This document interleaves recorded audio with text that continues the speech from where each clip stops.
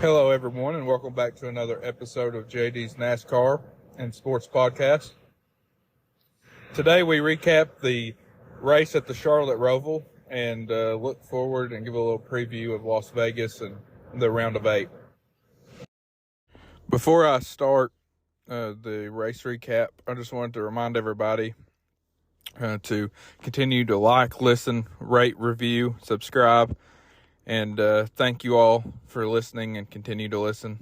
And I really enjoy doing this, and I enjoy talking to everyone about what happens in the races and recaps and stuff like that. So thank you all for listening, and continue to let me know what you all think and continue to send in your questions of the week. This week was a little bit more drier than usual. I didn't get hardly any submissions, so just continue to send those and let me know what you all think. And now let's get into the race recap. First of all, it started off by Eric Jones getting loose and spinning, and we saw a lot of this throughout the day, just with some guys driving in too deep or having trouble. And Eric Jones was the first one that happened to. Ricky Stenhouse's day started off just not very good at all, as he had a toe link issue early, put him behind the 8 ball from the start, and he ends up not finishing the race. So rough day for Ricky Stenhouse after winning the Daytona 500 earlier this year, but we'll see if he can bounce back. Brad Keselowski missed the chicane, had to come to a stop there on the front stretch, and that was just the beginning of a rough day for him, as he ends up getting eliminated from the round of 12 and is no longer eligible to win the championship. You got to go back to Talladega for Brad K and really think that race right there could have got him in if he would just finished well, but gets involved in that accident late, and from that point on, you really think it's going to be hard for Brad K to get in. He's not the best at road courses, but a very solid year for that 6 team. Still didn't get in victory lane so far, but they are definitely running a lot better, and we'll see if that continues through the end of the season. Tyler Reddick dominates stage 1 and wins it, and it looked like this was Reddick's race to lose, but, with the stage breaks implemented, some people had differing strategies, and it wasn't as easy for Reddick as it probably should have been. He wins the first stage, though, and gets those critical stage points and 1 playoff point to go towards the next round. I want to shout out the 45 team. They were one of the guys that I had eliminated in the round of 12 that made it, and I'm proud of the 45 team, as a Denny Hamlin fan. Glad for his race team. Tyler Reddick and those guys have really put it together, and I think he's going to be a factor at Vegas and definitely Homestead next week. And these guys could definitely make the championship 4. So watch out for the 45 team. These tracks set up really well for them, and they could be a factor come the round of 8 here. So one of the more confusing parts of the race, Corey LaJoie and Josh Bilicki wreck. Looked like Bilicki was just coming off pit lane, and I don't know if Bilicki didn't see Corey or Corey, I don't know really what happened. Looked very weird. Kind of looked like LaJoie got into the back of him and spun him around. I'm not sure really what happened there, but if you all watch the race, you can give me your opinion on that. I don't really have an opinion either way. Neither one of them were in contention, but it kind of stunk for that 78 team, as he was running pretty good for that 78 car. So hate to see that. I don't think Corey would have done that intentionally, to be honest with you. But I don't know really what happened. I don't know if he just didn't lift or what happened there. So I'll let you all be the judge of that. Chase Elliott wins the second stage under caution, as I think it was Chase, Seabell, and Denny were the top 3, and Denny's plan was to stay out and get the stage point, or the playoff point. He didn't think he had the car that could win the race, so he was going to get the playoff point, but caution comes out with 2 to go in the stage, so Chase and Bell stay out. Chase Elliott ended up winning the second stage, and Chase ran good. Chase ran well at the Roval, and that was no surprise. Didn't end up getting the victory, but won a stage, and I did pretty well. But then Denny's day turned to terrible. Other than advancing, he advanced to the round of 8 before he got spun, but gets spun and then gets hit after he spins and breaks his toe. Link ends his day, so he ended up coming home last, but advanced to the round of 8. That's all that matters. I'm ready for the reset of this round of 8. I think these 3 tracks set up really well for Denny Hamlin as well as Tyler Reddick, and I'm excited to see what that 11 team can do. Michael McDowell had an issue, had a flat, and ended up almost wrecking people. He was trying to get out of the way, but couldn't really do much with that flat tire, and pretty much put a dent in his hopes to win on another road course this season. Eric Jones back at it, spinning again, and this time collects Michael McDowell. A huge impact from McDowell as Jones spun on the exit of turn 1, and pretty much ended both of their days. Then we had another caution that kind of was wild. The 15 of Andy Lally stopped on the track at first, tried to get it into pit lane, and then stopped on pit lane, brought out another caution, and that kind of ratcheted things up. The battles got tighter. The field restacked, and they had to do restarts, and that made it for a decently entertaining finish. After the 15 caution, we had Daniel Suarez, who looks like he just completely overshot the corner, ends up wrecking Cindric and Bubba, and you hated to see Bubba's playoff hopes come to an end like this. It's nothing of his own doing. Suarez just got in way too deep, ends up spinning him, and puts Bubba at the back. And I want to shout out Bubba for having a great season. Nobody expected him to make the playoffs. He gets a lot of hate for reasons that I'm really not a fan of, those reasons as to why you dislike somebody. But, it is what it is. It's the NASCAR community. But I want to shout out Bubba Wallace and that 23 team. Great job getting to the round of 12 and almost getting into the round of 8. He's proved a lot of people wrong and continues to. And I expect him to do the same next year. So, proud of that 23 team. And, I think they'll be a force to be reckoned with for years to come. So, C-Bell gets into Daniel Suarez. And later on, Christopher Bell said that this was an accident and that he did not want to do this and make enemies going into the playoffs or going into the next round of the playoffs. It looked like he dumped Suarez, but Christopher says that it was not intentional. I fully believe him. But at the same time, Suarez could get him back when C-Bell doesn't need him to at all. That's what happens with these playoffs, So we'll see. That's a potential rivalry that we could see as these playoffs loom large, as the intensity picks up, and we'll see. So then Ricky Stenhouse in the Totino's pizza roll car turns into a pizza roll. Pretty much is what happened. His car smoking on the inside and outside, smoking everywhere. He was glad to see him get out of the car, as he was all right. So that was good to see. But hated it for Ricky. He had already had issues earlier in the day, and this completely ended his day as his car was flat out on fire. So glad to see everything's okay. I will like to see what NASCAR says about his car catching on fire and having that much fire and smoke inside the car. So that'll be something to follow over the next week or so and see if anything comes out of that or if they can improve that in any way. So we'll see. I will definitely report on that if that happens, if NASCAR releases any more info on that. And then AJ Allmendinger wins at the Charlotte Roval, the first non-playoff driver of these playoffs to win a race. And it comes at one of his best tracks. I was glad for AJ, as rumors are he's going to be going back to the Xfinity Series at the end of the year. This was a great win for Colleague and that 16 team. So congrats AJ Allmendinger for his win at the Roval.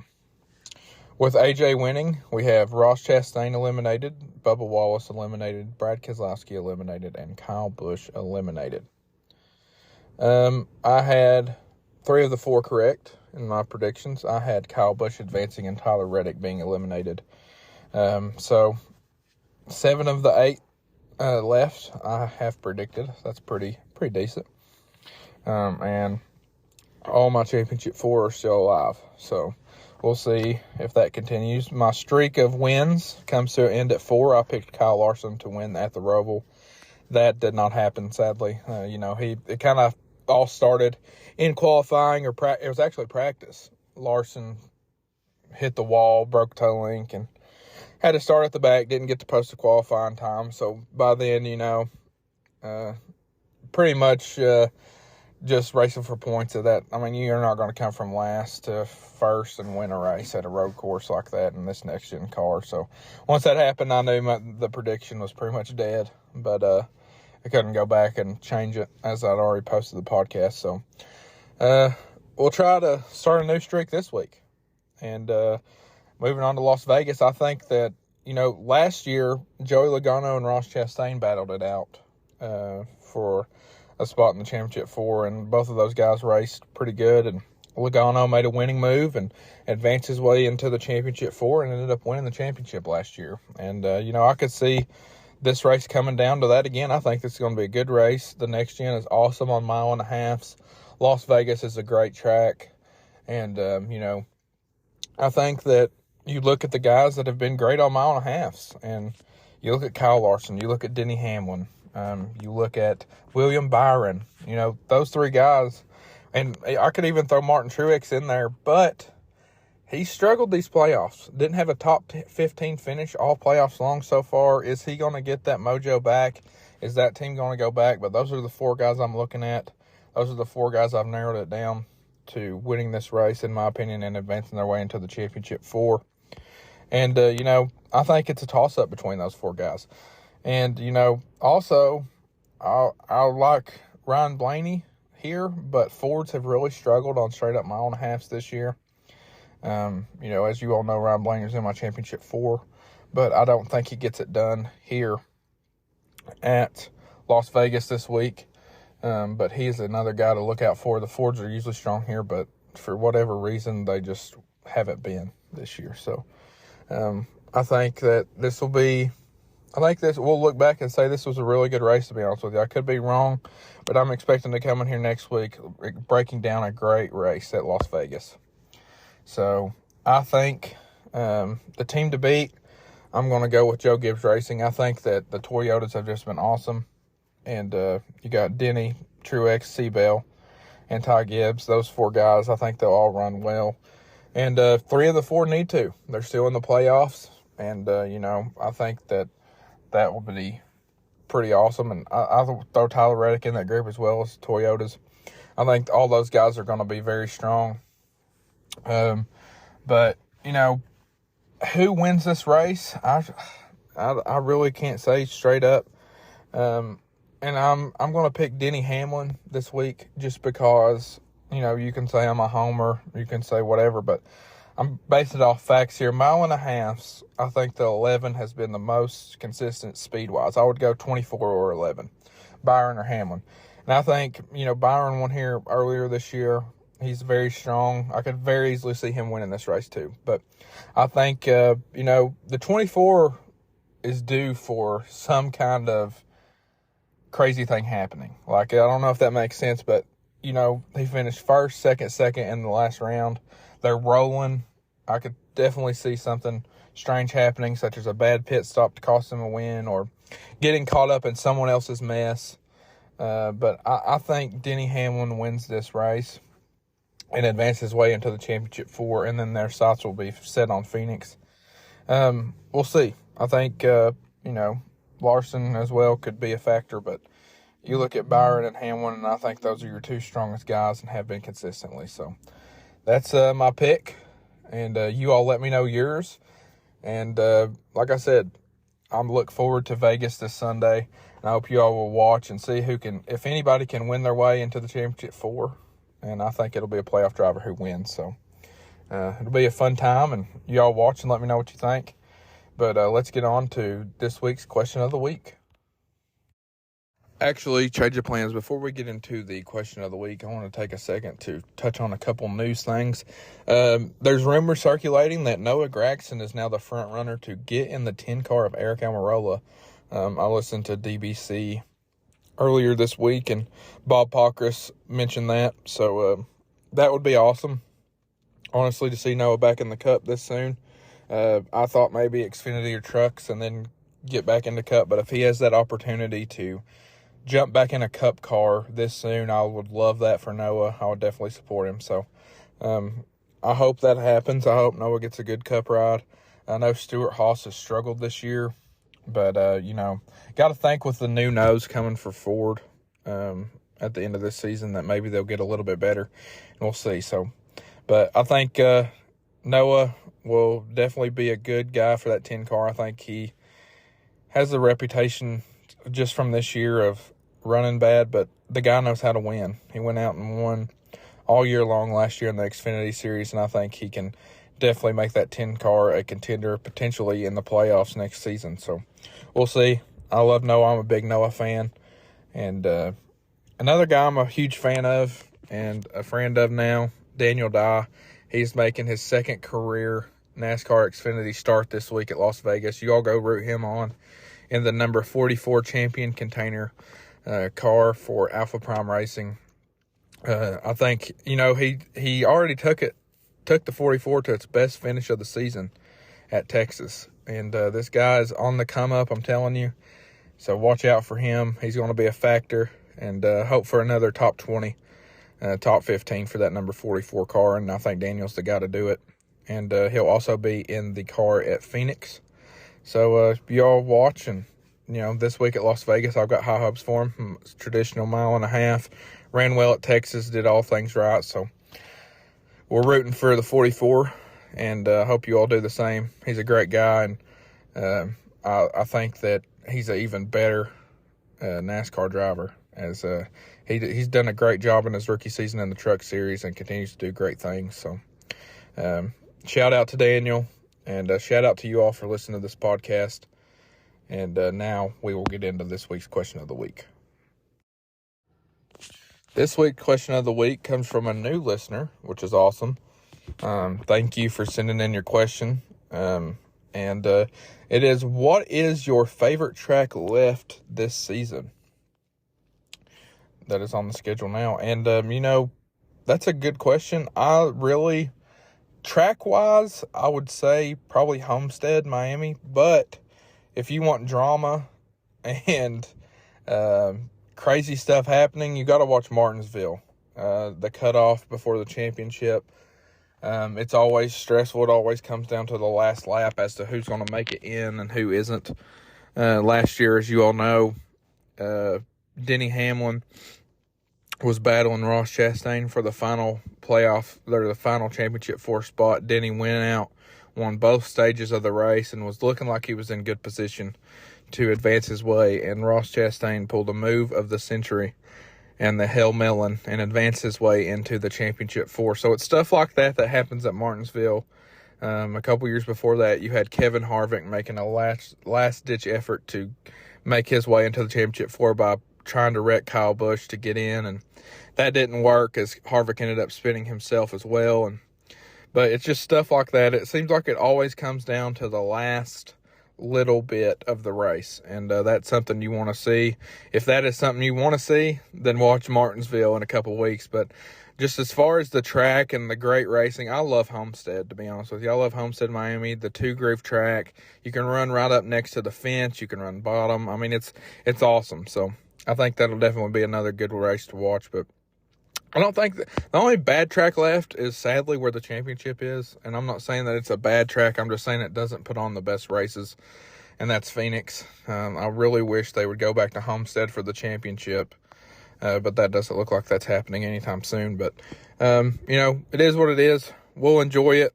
I'm sure you all will too. But I'll say favorite track left, Homestead. Favorite race, though, Martinsville. I think that it'll be crazy tight once again in these points and the battles and everything else. So it never fails to be. So once again, thank you all for listening. I know this is a little bit shorter episode. I'm kind of rushing this week. I have a very important doctor's appointment I have to go to a couple hours away. So I'm trying to cram this in from the time that my kids left to the time I'm going to the doctor's appointment. And it's just been a very hectic week. And, I really appreciate you all listening. I hope it wasn't too rushed. But if it is, I'm sorry. And thank you all once again. Keep sending in the questions of the week. And, I really appreciate all the support and the continued listening. It really means a lot to me. And hopefully this week at Las Vegas will be a great race. I can't talk. A great race. And I hope Denny Hamlin comes home with a dub. And I think he will. That's my prediction. And, you all know I don't pick based off my heart. I pick based off of what I think will happen. If I picked based off my heart, I would pick Denny Hamlin to win the whole thing. I did not do that.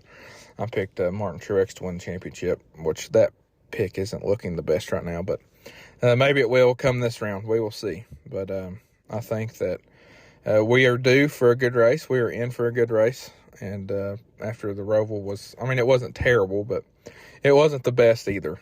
So let's get on to Las Vegas and see what happens. And we'll be back to break it down next week. Thank you all. And until next week, this has been JD's NASCAR and Sports Podcast.